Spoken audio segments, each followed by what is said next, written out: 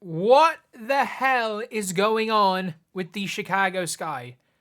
I mean that. What is going on with the Sky? Like, they are in the weirdest spot, I think, of any team in the WNBA right now, because it's very unclear what they are trying to do. And the only way this makes sense is if the goal is to be in the lottery in 2027.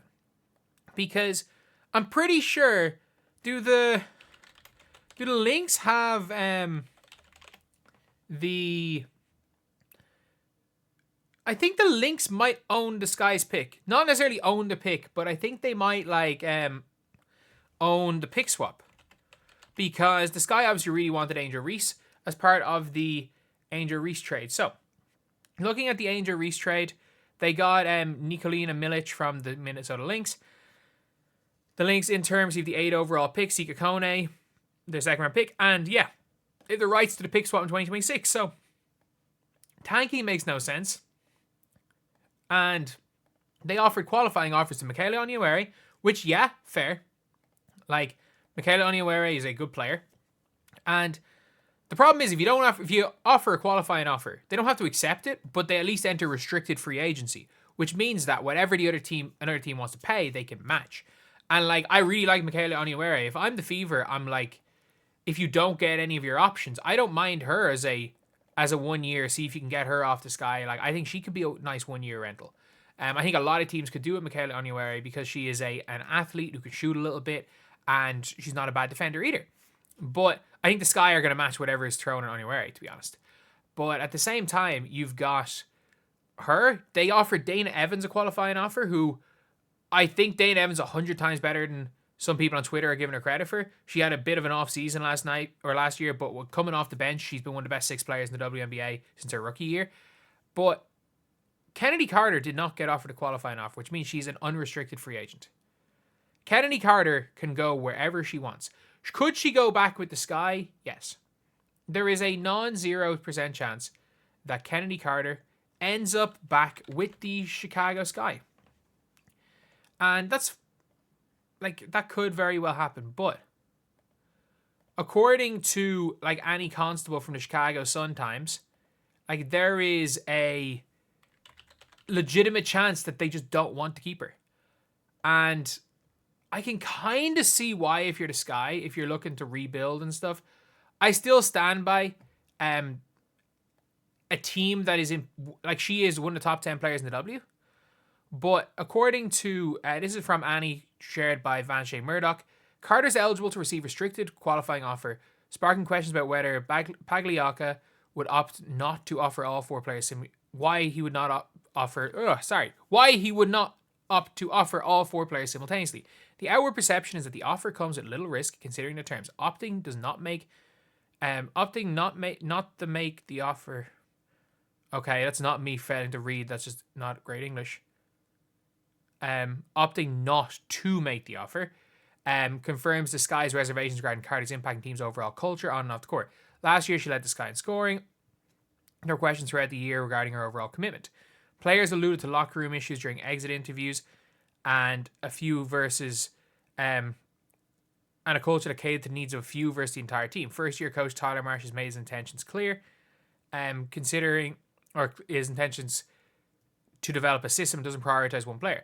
Considering Carter's stats last year, it appears foolish for the Sky to risk losing the dynamic guard outright.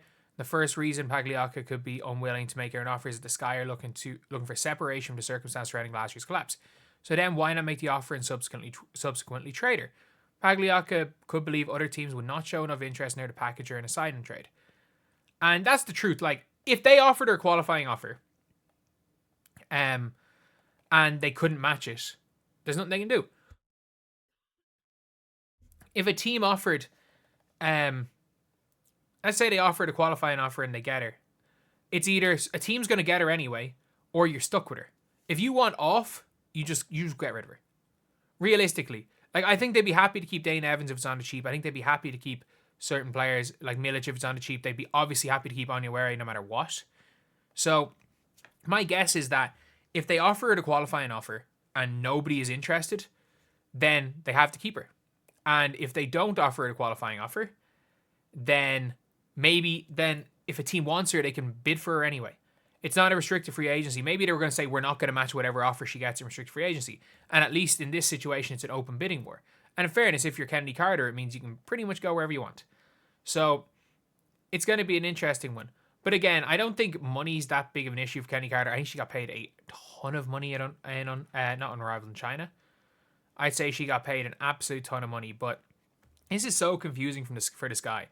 And it's so funny looking at the Twitter people like crashing out over Dana Evans. Like, man, Dana Evans is not a bad player. Like, Dana Evans is one of the better backup guards in the entire WNBA. She has proven that. Dana Evans is literally a champion. Like, Dana Evans was part of that team that won the 2021 WNBA finals. Like, to act like Dana Evans wasn't a key-ish contributor. Like, yeah, she averaged, 4 points per game in those finals? But, like, she still was playing. Like, Lexi Brown's a good player. She was playing above Lexi Brown. She was seventh most minutes, I think, in that series for Chicago. She played over 10 minutes a game. She played 10 minutes a game, thereabouts. Like, that was her rookie year.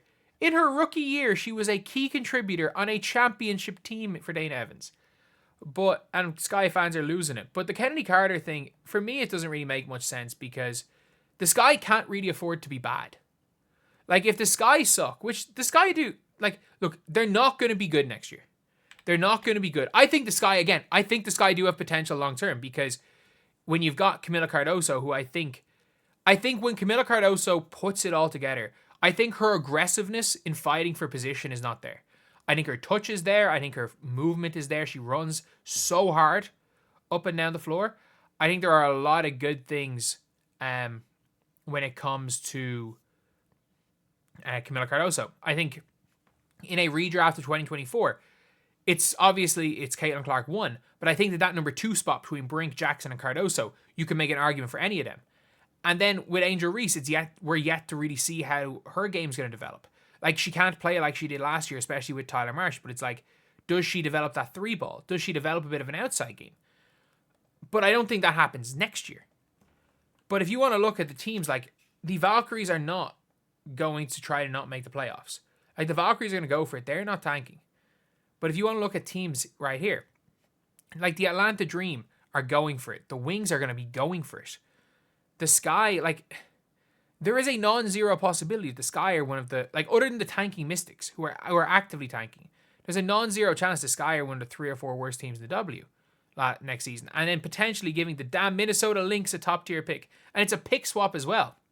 So if the Lynx are the second best team again, it's not like, okay, yeah, they get your pick and you're down a little bit. You could end up with the freaking 12th pick after a bad year. So if I'm the Sky, like, this is not a year where I want to trade my best player. Because there is a 0% chance that this team is better without Chennedy Carter than they would be with Chennedy Carter. Maybe long-term, sure. Maybe, like, you know what, long-term, they might want to get off Chennedy Carter. Tyler Marsh might want to go and build a culture. But why are they planning on doing this in a year where they don't have their first-round pick? I get it, she can be toxic. But from what we've seen from Chennedy Carter, everything in China, she's calmed down. She's significantly, I think even her biggest critics will say she's significantly less toxic now than she was 12 months ago. So, yeah, it's a really, really interesting thing when it comes to Chennedy Carter. And I don't know what the Sky are doing. I genuinely have no idea whatsoever what the Sky are doing because it makes no sense. If they had their draft pick and they were tanking, this move would make sense. But they don't have their draft pick. And it's not like a Wings situation where it's like, I remember when they were tanking last year, people were like, why are they tanking? Because the Wings own their pick anyway. But it's like, yeah, the Wings own your pick, but if both these are in the lottery, you're guaranteed a lottery pick. So that's how they got the 3rd pick. But, yeah, that's pretty much it. That is pretty much it. Let me know what you guys think in the comment section below. And just please, just add, like, I think Chennedy Carter is so freaking good at basketball. I think Chennedy Carter is worth the risk. For anyone saying, oh, you need just good vibes. Hell no. Like, we saw what Michael Jordan did to Dennis Rodman. If the Bulls did not take the head case, the super good head case, they wouldn't have been nearly the team they were in a second three-peat. it's worth the risk trying to get Chennedy Carter on side, because if you can get Chennedy Carter focused, she's literally a top 10 player in the entire WNBA. But anyway, I'll see you guys.